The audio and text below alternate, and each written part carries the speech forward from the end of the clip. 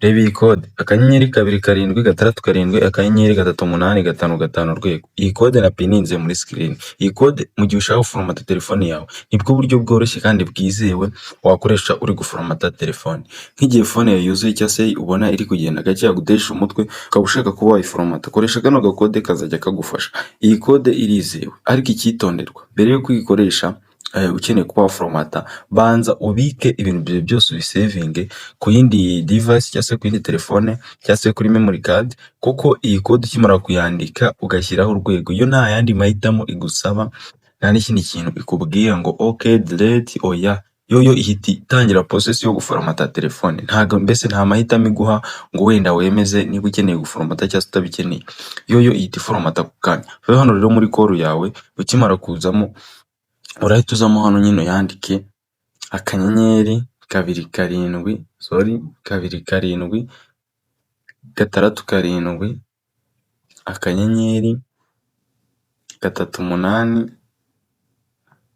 5 5.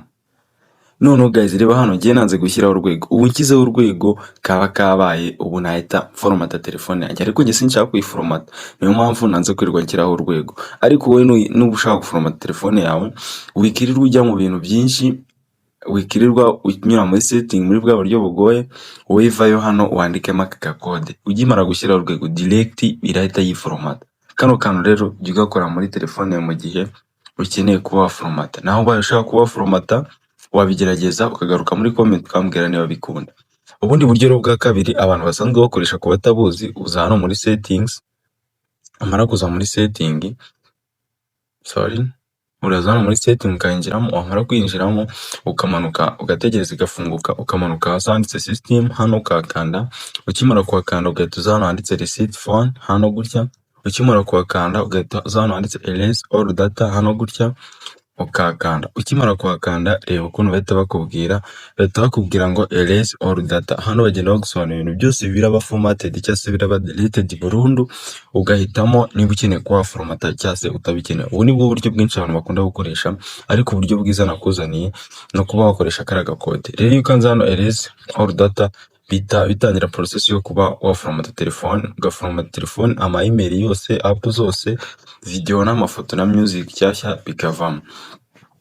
Nibwo buryo abantu bakunze kuba bakoresha, ariko uburyo nakuzaniye bw'iyi kode bwo burarenze kuko ntago bugoye, n'umuntu utarize yabushobora. Guys kano kantu rero jya ugerageza mu gihe ugiye guforomata telefone yawe.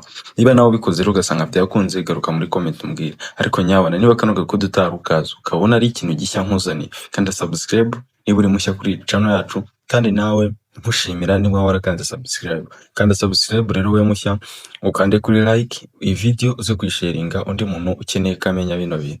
Thanks, nawe utaha tuzabane mu zindi video. Ciao ciao.